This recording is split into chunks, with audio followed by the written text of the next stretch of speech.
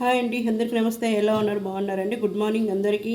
మనము ఇడ్లీలోకి చట్నీ మంచి చట్నీ అవి వేస్తూ ఉంటాం కదా, సాంబారు అవి కాకుండా అప్పుడప్పుడు పుదీనా చట్నీ వేసుకుంటే చాలా బాగుంటుంది ఇడ్లీలోకి. ఏమేమి కావాలో చూసేద్దామా.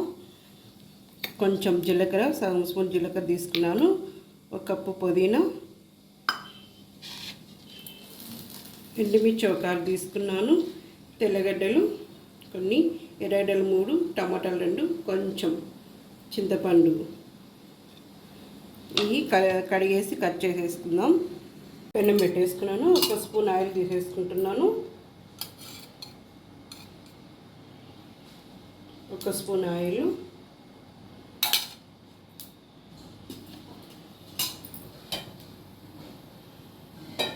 ఇప్పుడు వచ్చి ఎర్రగడ్డలు,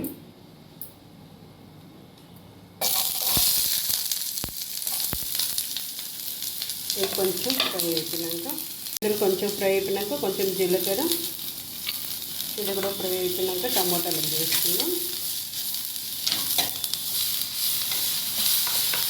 ఈ టమాటాలు కొంచెం ఫ్రై కావాలి. టమాటాలు కొంచెం ఫ్రై అయిపోయినాక ఎండుమిర్చి, తెల్లగడ్డలు ఇవి కూడా ఫ్రై చేసేసుకోవాలి.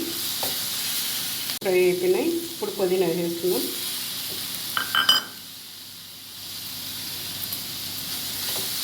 ఇది కూడా ఫ్రై కావాలి. ఫ్రై అయిపోయింది. ఆఫ్ చేసేసుకొని చింతపండు ఇది చల్లన్నాక మిక్సీలో వేసుకుందాం. చూడండి, 1 కప్పు పుదీనా వేస్తే ఫ్రై అయిపోయాక కొంచెం వేయండి.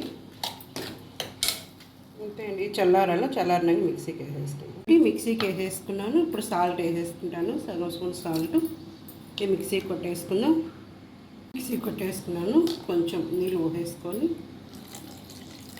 ఒకసారి రౌండ్ తిప్పేసుకుంటే సరిపోతుంది. మిక్సీ కొట్టేసుకున్నాను అనమాట. చూడండి, కొంచెం అయిపోయింది. ఇప్పుడు గిన్నెలోకి వేసేసుకొని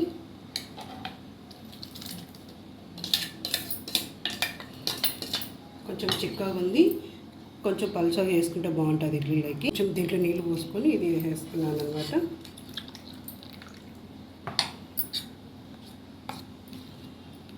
కొంచెం నీళ్ళు పోసుకున్నాం. కొంచెం పలుసగా ఉంటే బాగుంటుంది కదా చట్నీ ఇడ్లీలోకి. ఇప్పుడు ఇడ్లీ వేసుకుందాం. పుదీనా చట్నీ తర్వాత అయినా పెట్టుకోవచ్చండి, మన ఇష్టం అది. లేకుంటే ఇట్లయినా వేసుకోవచ్చు. ఇప్పుడు ఇడ్లీలోకి వేసేసుకుంటాను. ఎలా ఉంది పుదీనా చట్నీ ఇడ్లీలోకి? బాగుందా?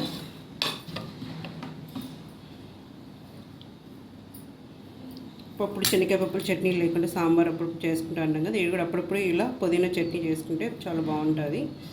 అంతే అండి, ఇడ్లీలోకి పుదీనా చట్నీ రెడీ. ఎలా ఉంది? బాగుంది. సరే, బాయ్ అండి. నెక్స్ట్ వీడియో కలుద్దాం. బాయ్.